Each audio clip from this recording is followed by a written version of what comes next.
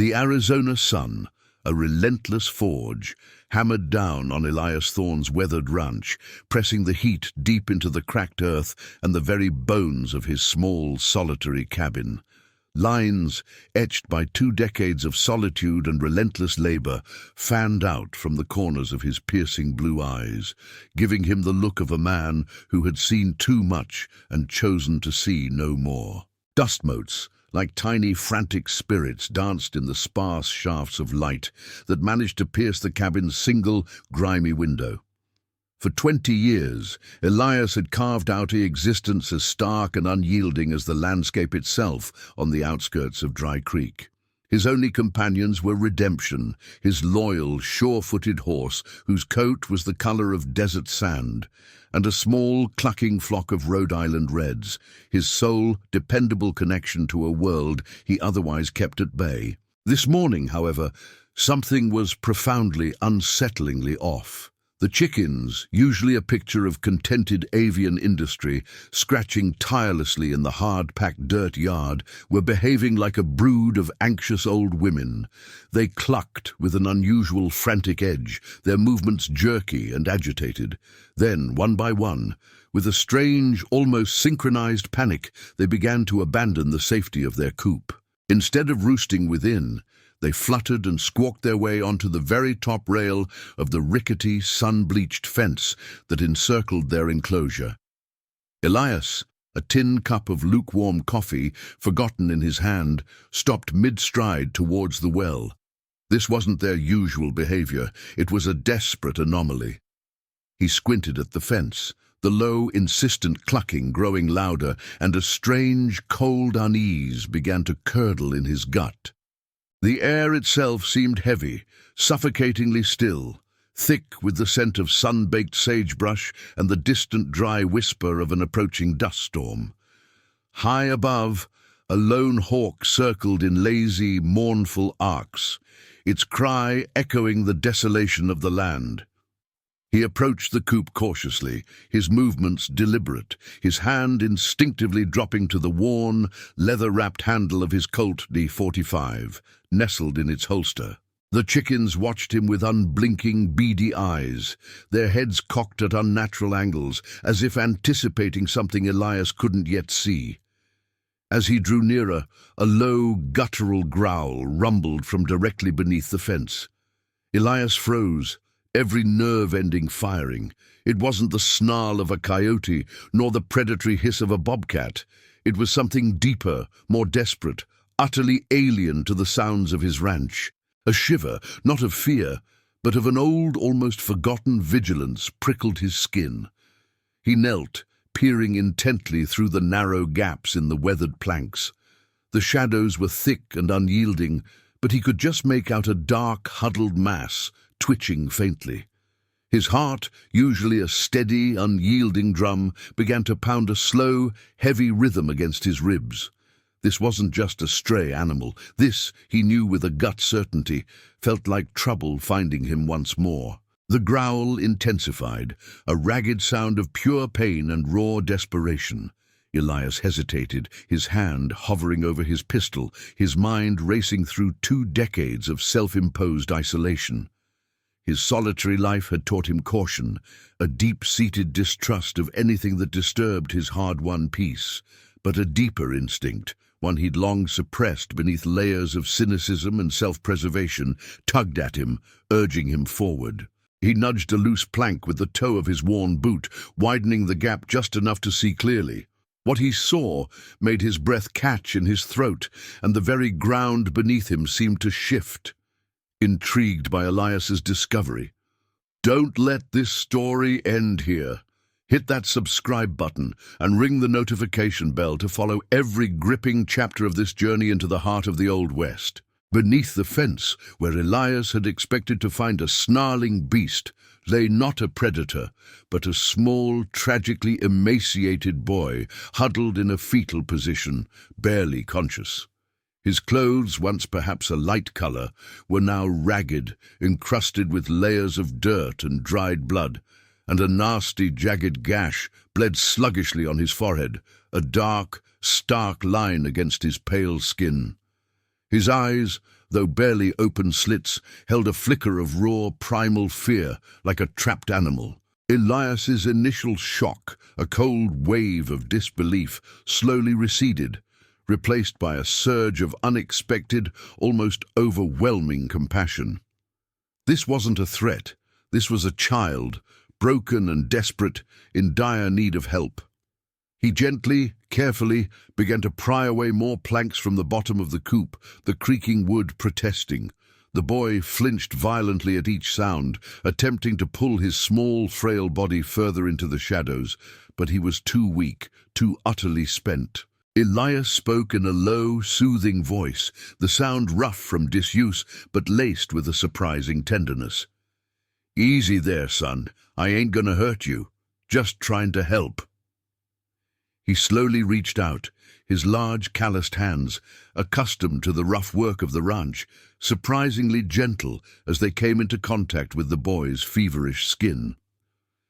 The boy's small frame trembled uncontrollably as Elias carefully, meticulously lifted him from beneath the fence. He was shockingly light, his bones sharp and prominent beneath his thin, dirty skin, a heartbreaking testament to his suffering.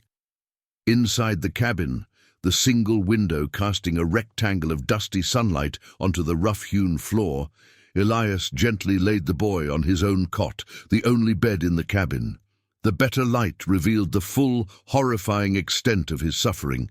Besides the deep head wound, there were countless scrapes, bruises, and open sores covering his arms and legs, and his feet were bare, swollen, and painfully raw from days of walking. Elias, despite his reclusive nature, possessed a surprising practical knowledge of ailments and basic first aid, gleaned from years of living off the land and tending to his own inevitable injuries. He moved with a quiet, efficient determination. He heated water in a blackened kettle over the small stove, carefully cleaned the boy's myriad wounds with a practiced, steady hand, and then, with meticulous care, bandaged the gash on his forehead. The boy watched him through half-closed lids, his eyes wide with a mixture of pain and deep-seated distrust, never uttering a single word. Elias then offered him a tin plate of his meagre but warm stew and a chipped enamel cup of cool well water. The boy, eyes still fixed on Elias, devoured it with a ravenous hunger, as if he hadn't eaten in days, perhaps weeks. His small, trembling hands struggled to guide the spoon to his mouth, but he persevered, every bite a desperate act of survival. Elias sat on a creaking wooden stool opposite him, observing him intently. He was no older than 8 or 9, perhaps even younger, with a shock of dark, matted hair that had once been neat, and eyes that held an old, haunting look far beyond his tender years. The silence in the cabin was profound, broken only by the rhythmic clinking of the spoon against the plate and the soft, almost hypnotic chirping of crickets outside. Elias knew, with a certainty that settled deep in his gut, that he couldn't simply send the boy away. But who was he, and what unimaginable terrors had led him, broken and alone, to Elias's isolated, forgotten ranch? Days bled into a strained, almost ritualistic routine at Elias's ranch. The boy, who Elias had learned through a hesitant nod, was named Finn, remained stubbornly, unnervingly silent. He answered questions only with a shake or nod of his small head, his eyes wary. He was constantly jumpy, flinching violently at sudden movements, even the innocent creak of a floorboard, and his gaze constantly darted towards the cabin door as if expecting something terrible, something from his nightmares to appear at any moment. Elias, despite his profound discomfort with this profound intrusion into his carefully constructed solitary life, found himself inexorably drawn to the boy's plight. He began to teach Finn simple ranch tasks, how to feed the chickens, how to gently gather the eggs, how to mend a broken section of fence. Finn, though quiet, was a remarkably quick and diligent learner, and a fragile, unspoken trust, like a new shoot in barren soil, slowly began to form between the reclusive rancher and the traumatized child. Elias began to notice something else. The boy's intense, almost pathological fear of horses, particularly those with a distinct, unfamiliar brand. Every time Elias saddled Redemption or even rode him past the cabin, Finn would shrink back, his small body tensing, his eyes wide with a familiar terror. It was a detail that gnawed at Elias, a persistent, uncomfortable itch, stirring up old, painful memories he'd spent 2 decades trying to bury beneath layers of dust and silence. He remembered the raids, the brutal, senseless cattle rustling, the desperate, broken families left with nothing but ashes and tears. The raw, unadulterated fear in Finn's eyes was the very same fear Elias had seen in the eyes of countless others years ago, when wanton violence had swept through these very lands like a merciless prairie wildfire. One desolate evening, a fierce dust storm descended upon the ranch, rattling the very foundations of the cabin, the wind howling like a tormented spirit.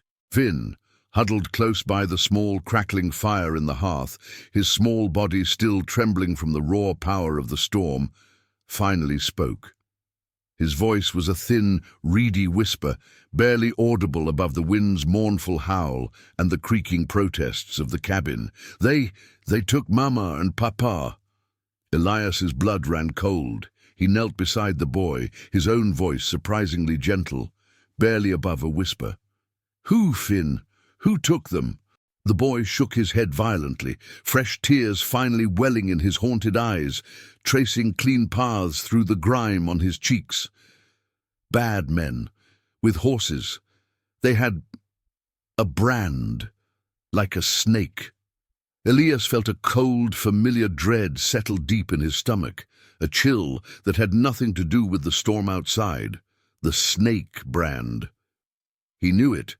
He knew it all too well. It belonged to the notorious Blackwood Gang, a ruthless, brutal band of outlaws who had terrorized this very territory years ago, leaving a trail of death and destruction in their wake. Elias had thought them long gone, disbanded, perhaps even dead, their reign of terror finally over. But Finn's story, the raw, visceral terror in his eyes, confirmed their continued horrifying presence.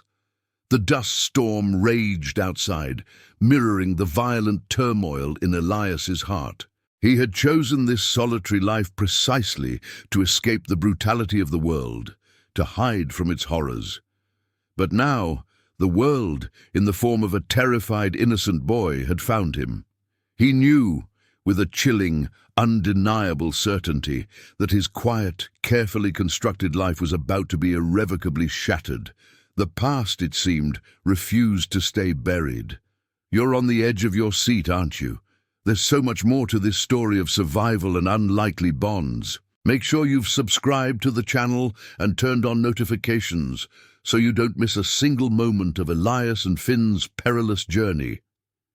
Finn's fragmented, nightmarish memories, pieced together over days of patient, painstaking encouragement from Elias, slowly began to paint a grim, horrifying picture. The Blackwood Gang had descended upon his family's isolated homestead like a plague, their arrival a sudden, violent eruption in the peaceful monotony of Finn's young life. They had brutally taken his parents, leaving him for dead amidst the smouldering, burning ruins of his home. He had wandered for what felt like an eternity, for days and nights that blurred into a horrifying nightmare of thirst and hunger, surviving on whatever meager berries he could find and the occasional puddle of rainwater, until his small body had finally collapsed from exhaustion and injury near Elias's ranch. Finn's raw, unvarnished recounting of the events ripped open old wounds within Elias, wounds he had carefully kept hidden for years. He too had a past that haunted him. He had once been a lawman, a deputy in a small, forgotten town that had also, years ago, fallen victim to the Blackwood Gang's merciless depredations. The bitter memory of his perceived failure to protect that town, of the innocent lives lost under his watch, was a deep, unhealing scar he carried buried deep within his soul. Now, with Finn's vulnerable, desperate presence in his cabin, that old festering wound had been ripped wide open, bleeding fresh pain and a renewed sense of responsibility. Elias knew with an undeniable certainty that the Blackwood gang wasn't just a fleeting threat to Finn. They were a systemic, ruthless danger to anyone who dared to cross their path or, more dangerously, to witness their atrocities. Their modus operandi was brutal efficiency, leaving no witnesses, no loose ends. Finn was a witness, a terrified, traumatized, but still breathing witness. Elias found himself constantly vigilant, his senses heightened, his hand never far from his holstered pistol. He began to teach Finn with a grim determination how to shoot a rifle, how to read the subtle signs of the landscape, the direction of a distant dust cloud, the telltale imprint of a horse's hoof in the dry earth. It was a harsh, unforgiving education for a child, but Elias knew with a chilling certainty that it was absolutely necessary for Finn's survival. One sweltering afternoon, while diligently mending a weathered fence line on the far secluded edge of his property, Elias spotted fresh horse tracks. His heart gave a sickening lurch. They were numerous, deep, and headed with an ominous purpose directly towards Dry Creek. He recognized the distinct pattern of heavy, shod hooves, the subtle imprint of a large, heavy rider. His stomach clenched into a hard knot of dread. The Blackwood gang was not just in the area, they were here, present, a tangible threat. They were likely searching for Finn, their last loose end, or perhaps just scouting for their next unsuspecting target. The wind picked up suddenly, swirling angry dust devils across the parched plains, mirroring the turmoil brewing within Elias. He felt the familiar, chilling breath of impending danger on the back of his neck. He rushed back to the cabin, his mind racing, 1,000 desperate plans forming and dissolving in his head. He had to protect Finn, no matter the cost, no matter what it demanded of him. His solitary existence, his carefully constructed peace, was undeniably over. His past, the very thing he had tried so desperately to outrun and forget, had finally caught up to him, demanding that he step out of the shadows and finally face the darkness he had tried so hard to escape. The confrontation, Elias knew in his gut, was inevitable. It was simply a matter of when, not if. He had spent the last few grueling days in a flurry of activity, fortifying his small, vulnerable ranch, boarding up the cabin's few windows with thick planks, and meticulously checking his limited but precious supply of ammunition. Finn, though still visibly terrified, showed a remarkable, almost defiant resilience, his small hands working tirelessly to help Elias wherever he could, his eyes holding a newfound purpose. Elias knew with grim certainty that he couldn't outrun the Blackwood gang, nor could he in good conscience send Finn away to face them alone. There was only one path forward. He had to stand and fight.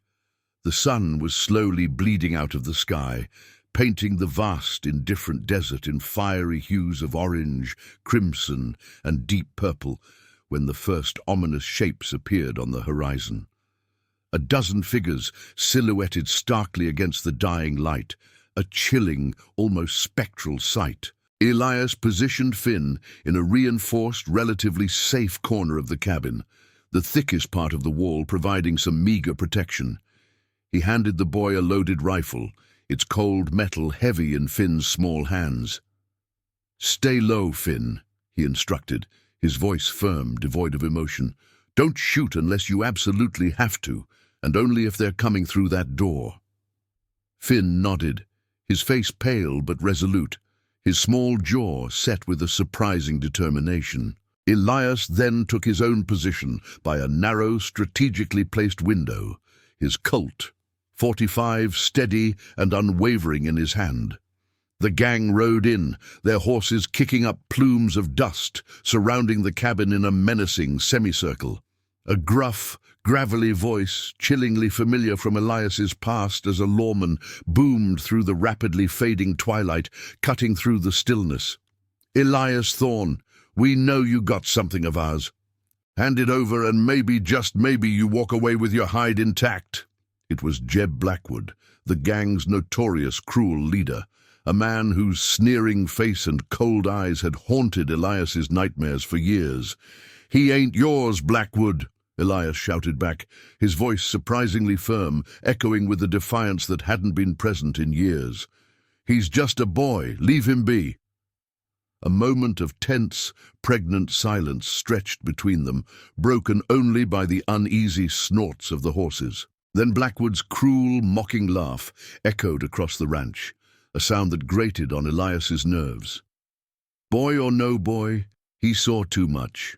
And witnesses, well, they ain't good for business. Now you got two choices, Thorne. Hand him over, or we take him and your hide too. Makes no difference to me. Elias took a deep, steadying breath, the scent of gunpowder already thick and acrid in the air, a premonition of the violence to come. He thought of Finn, of the innocent lives lost to men like Blackwood, of his own past failures, and a quiet, unyielding resolve settled over him. He was no longer just a lonely, reclusive rancher. He was a protector, a guardian.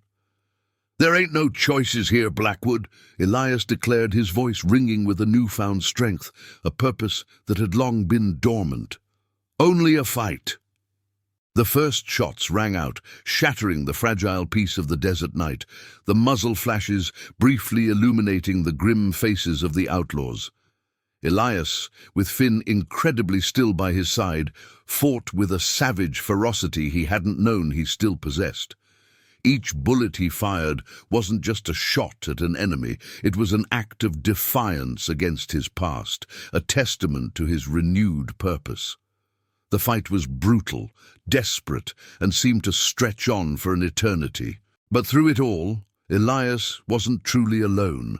Finn, overcoming his crippling fear, provided crucial if unexpected support, reloading rifles with surprising speed, and even firing a single well-aimed shot that struck an outlaw's leg, surprising even Elias.